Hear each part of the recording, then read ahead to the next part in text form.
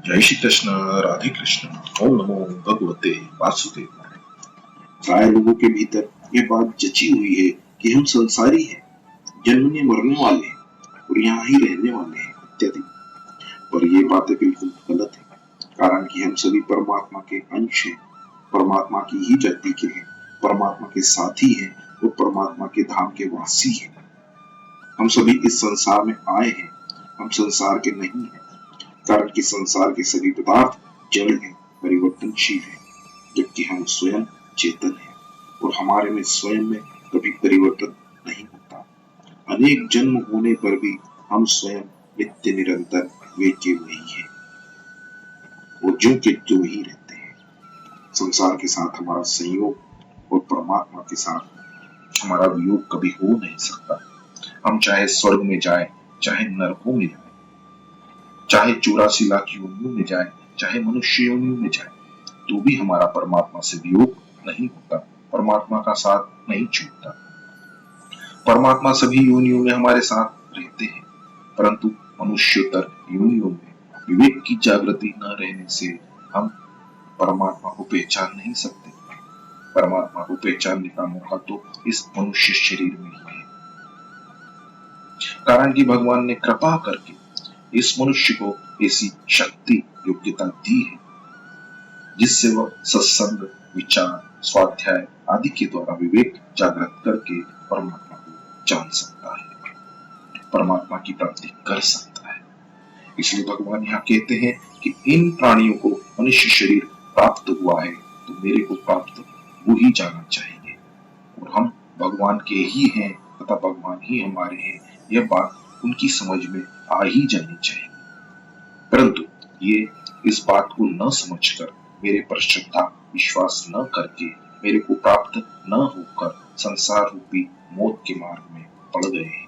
ये बड़े दुख की और आश्चर्य की बात है। संसार में आना, 84 लाख योनियों में भटकना हमारा काम नहीं है। ये देश, गांव, कुटुंब, धन, पदार्थ, शरीर आदि हमारे नहीं है और हम इनके नहीं है। ये देश आदि सभी अपरा प्रकृति है और हम परा प्रकृति है, परंतु भूल से हमने अपने को यहाँ रहने वाला मान लिया है। इस भूल को मिटाना चाहिए, क्योंकि हम भगवान के अंश हैं, भगवान के धाम के हैं, जहाँ से लौट कर नहीं आना पड़ता।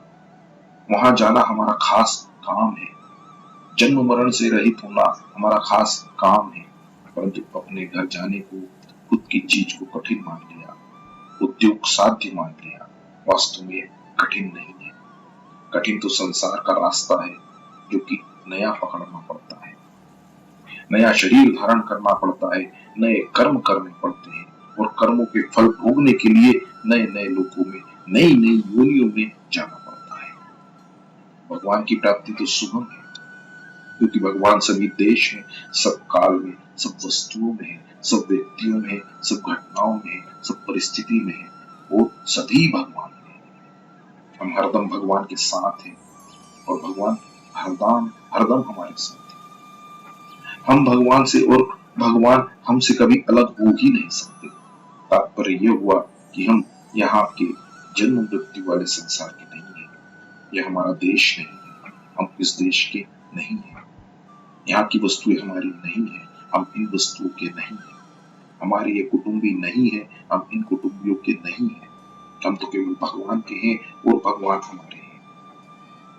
परिशिष्ट भाव यह है कि पूर्व श्लोक में कही विज्ञान सहित ज्ञान की महिमा पर श्रद्धा न रखने वाले मनुष्य इससे लाभ नहीं उठाते, प्रत्युत नाशवान लोगों को महत्व देकर उन्हीं में लगे रहते हैं। इसलिए वे भगवान को प्राप्त न होकर बार बार जन्मते मरते रहते हैं। स्वतः प्राप्त अमरता का रास्ता छोड़कर मृत्यु के रास्ते पर चलते रहते हैं। तात्पर्य है कि मनुष्य शरीर में भगवान की प्राप्ति का मौका था, मनुष्य भगवत प्राप्ति के नजदीक आ गया था, पर श्रद्धा न होने के कारण वह भगवान की प्राप्ति न करके संसार में ही घूमता रहा। जो नित्य विद्यमान है उसको न मानकर वह जो एक क्षण भी नहीं टिकता उसको मानता है, उसका अंतकरण इतना अशुद्ध होता है कि भगवान का प्रत्यक्ष प्रभाव देख कर भी उस पर श्रद्धा नहीं करता। जैसे सत्संग, कीर्तन आदि में प्रत्यक्ष लाभ दिखने पर भी वह उसमें विशेषता से नहीं लगता। किसी प्रिय व्यक्ति की मृत्यु होने पर या अन्य कोई घटना घटने पर उसको संसार से वैराग्य होता है, फिर भी वह उसमें स्थिर नहीं रहता। भूमंडल मात्र में भगवान गणेश जी की प्रतिमाओं के द्वारा दूध पीने की प्रत्यक्ष घटना के देखने में आई थी, परंतु अपने को बुद्धिमान समझने वाले कई लोगों ने ऐसी प्रत्यक्ष घटना पर भी श्रद्धा नहीं की और अखबार, टेलीविजन आदि के माध्यम से इसका खंडन किया। कौरवों की सभा में भी जब द्रौपदी का चीरहरण करने की चेष्टा की गई, तब साड़ियों का ढेर लग गया और दुशासन द्रौपदी को किंचित मात्र भी नहीं कर सका। इतना बड़ा चमत्कार प्रत्यक्ष देखने पर भी कौरवों को चेत नहीं हुआ।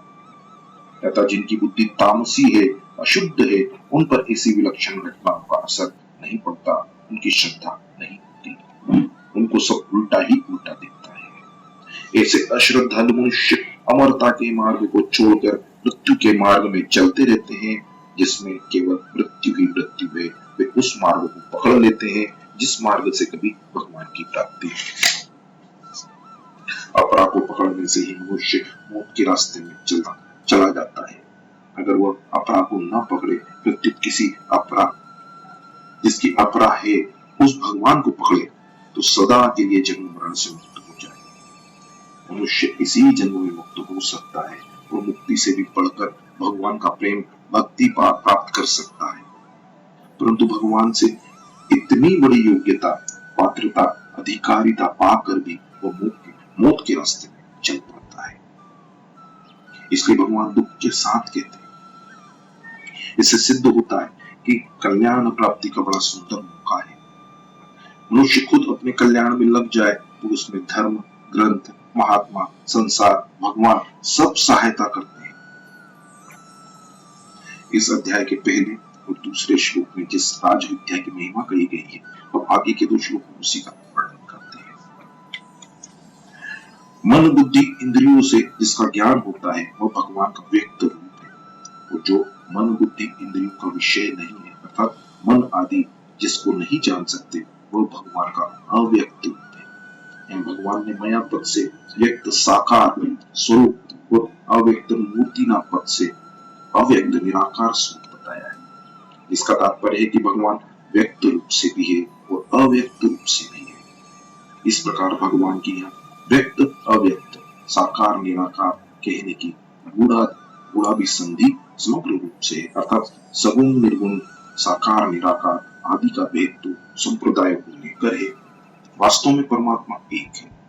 ये सगुण, निर्गुण आदि एक ही परमात्मा के अलग अलग विशेषण है, अलग अलग नाम है।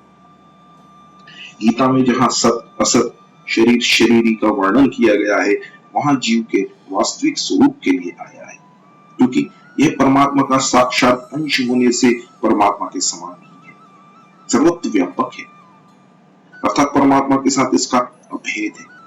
जहाँ सगुण निराकार की उपासना का वर्णन आया है, वहां बताया है येन सर्वविद तदम्। जहाँ कर्मों के द्वारा भगवान का पूजन बताया है, वहां भी कहा है येन सर्वमिदं तदम्। इन सबके साथ एकता करने के लिए ही यहाँ भगवान कहते हैं मया ततमिदं सर्वम्। संपूर्ण प्राणी मेरे में स्थित है, अर्थात परा अपरा प्रकृति रूप सारा संसार, सारा जगत मेरे में ही स्थित है। वह मेरे को छोड़कर रह ही नहीं सकता, कारण कि संपूर्ण प्राणी मेरे से ही उत्पन्न होते हैं, मेरे में ही स्थित रहते हैं और मेरे में ही लीन होते हैं, अर्थात उनकी उत्पत्ति, स्थिति और प्रलय रूप जो कुछ परिवर्तन होता है वो सब मेरे में ही होता है, अतः वे सब प्राणी मेरे में स्थित है। पहली बात, पहले भगवान ने 2 बातें कही थी, अब भगवान इन दोनों बातों के विरुद्ध 2 बातें कहते हैं। पहली बात, मैं संपूर्ण जगत में स्थित हूं के विरुद्ध यहाँ कहते हैं कि मैं उनमें स्थित नहीं हूं, कारण कि यदि मैं उनमें स्थित होता तो उनमें जो परिवर्तन होता है वो परिवर्तन मेरे में भी होता, उनका नाश होने से मेरा भी नाश होता और उनका अभाव होने से मेरा भी अभाव होता। तात्पर्य है कि उनका तो परिवर्तन, नाश और अभाव होता है, परंतु मेरे में कभी किंचित मात्र भी विकृति नहीं आती। मैं उनमें सब तरह से व्याप्त रहता हुआ भी उनसे निर्लिप्त हूँ, उनसे सर्वथा संबंध रहित हूँ। मैं तो निर्विकार रूप से अपने आप में ही स्थित हूँ। वास्तव में मैं उनमें स्थित हूँ। ऐसा कहने का तात्पर्य यह है कि मेरी सत्ता से ही उनकी सत्ता है, मेरे होनेपन से ही उनका होनापन है। यदि मैं उनमें न होता तो जगत की सत्ता ही नहीं होती। जगत का होनापन तो मेरी सत्ता से ही दिखता है, इसलिए कहा है कि मैं उनमें स्थित हूँ। अब भगवान दूसरी बात, संपूर्ण प्राणी मेरे में स्थित है के विरुद्ध यहाँ कहते हैं कि वे प्राणी मेरे में स्थित नहीं है। कारण कि अगर वे प्राणी मेरे में स्थित होते तो मैं जैसा निरंतर निर्विकार रूप से जो का त्यों रहता हूँ, वैसा संसार भी निर्विकार रूप से जो का त्यों रहता। मेरा कभी उत्पत्ति विनाश नहीं होता तो संसार का भी उत्पत्ति विनाश नहीं होता। एक देश में मैं हूँ और एक देश में मैं नहीं हूँ। एक काल में मैं हूँ और एक काल में मैं नहीं हूँ। एक व्यक्ति में मैं हूँ और एक व्यक्ति में नहीं हूँ। ऐसी परिचिन्नता मेरे में नहीं है, उस संसार में भी ऐसी परिचिन्नता नहीं होती। तात्पर्य है कि निर्विकारिता, नित्यता, व्यापकता, अविनाशीपन आदि जैसे मेरे में है वैसे ही उन प्राणियों में भी होते, परंतु ऐसी बात नहीं है। मेरी स्थिरता निरंतर रहती है और उनकी स्थिति निरंतर नहीं रहती है, तो इससे सिद्ध हुआ कि वे मेरे में स्थित नहीं है। अब उपयुक्त विधि परक और निषेध परक चारों बातों को दूसरी रीति से इस प्रकार समझे। संसार में परमात्मा है और परमात्मा में संसार है, तथा परमात्मा संसार में नहीं है, संसार परमात्मा में नहीं है। जैसे अगर तरंग की सत्ता मानी जाए तो तरंग में जल है और जल में तरंग है, कारण कि जल को छोड़कर तरंग लहर रह नहीं सकती और लहर जल से ही पैदा होती है, जल में ही रहती है और जल में ही लीन बन जाती है। अतः लहर का आधार आश्रय केवल जल ही है। जल के बिना उसकी कोई स्वतंत्र सत्ता नहीं है, इसलिए तरंग में जल है और जल में तरंग है। ऐसे ही संसार की सत्ता मानी जाए तो संसार में परमात्मा है और परमात्मा में संसार है, कारण कि परमात्मा को छोड़कर संसार रह ही नहीं सकता। संसार परमात्मा से ही पैदा होता है, संसार परमात्मा में ही रहता है और परमात्मा में ही लीन हो जाता है। परमात्मा के सिवाय संसार की कोई स्वतंत्र सत्ता नहीं है, इसलिए संसार में परमात्मा है और परमात्मा में संसार है। अगर तरंग उत्पन्न और नष्ट होने वाली होने से तथा जल के सिवाय उसकी स्वतंत्र सत्ता न होने से तरंग की सत्ता न मानी जाए तो न तरंग में जल है न जल में तरंग है, अर्थात केवल जल ही जल है और जल ही तरंग रूप से दिख रहा है। ऐसे ही संसार उत्पन्न और नष्ट होने वाला होने से तथा परमात्मा के सिवाय उसकी स्वतंत्र सत्ता न होने से संसार की सत्ता न मानी जाए तो न संसार में परमात्मा है और न परमात्मा में संसार है, अर्थात केवल परमात्मा है वो परमात्मा ही संसार रूप से दिख रहे हैं। तात्पर्य हुआ कि जैसे तत्व से जल एक ही है, तरंग नहीं है, ऐसे ही तत्व से एक परमात्मा ही है, जल नहीं है। वासुदेव सर्वम। अब कार्य कारण की दृष्टि से देखें तो जैसे मिट्टी से बने हुए जितने बर्तन हैं उन सब में मिट्टी ही है, क्योंकि वे मिट्टी से ही बने हैं, मिट्टी में ही रहते हैं और मिट्टी में ही लीन हो जाते हैं।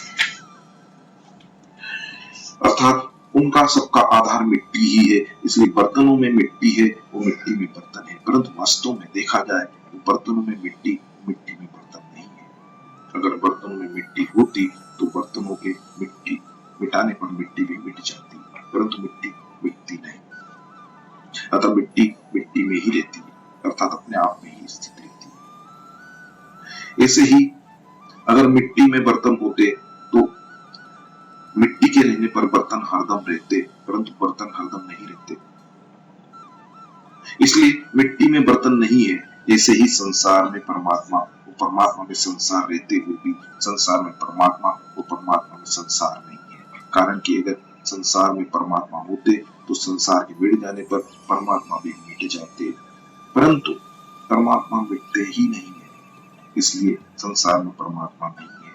परमात्मा तो अपने आप में स्थित है, ऐसे ही परमात्मा में संसार नहीं है। अगर परमात्मा में संसार होता तो परमात्मा के रहने पर संसार भी रहता, परंतु संसार नहीं रहता, इसलिए परमात्मा में संसार नहीं है। जैसे किसी ने हरिद्वार को याद किया तो उसके मन में हर की पेड़ी दिखने लग गई। बीच में घंटाघर बना हुआ है, उसके दोनों ओर गंगा जी बह रही है, सीढ़ियों पर लोग स्नान कर रहे हैं, जल में मछलियां उछल कूद मचा रही हैं। यह सब का सब हरिद्वार मन में है। इसलिए हरिद्वार में बना हुआ सब कुछ, पत्थर, जल, मनुष्य, मछलियां आदि मन ही है। परंतु जहाँ चिंतन छूड़ा, वहां फिर हरिद्वार नहीं रहा, केवल मन ही मन रहा।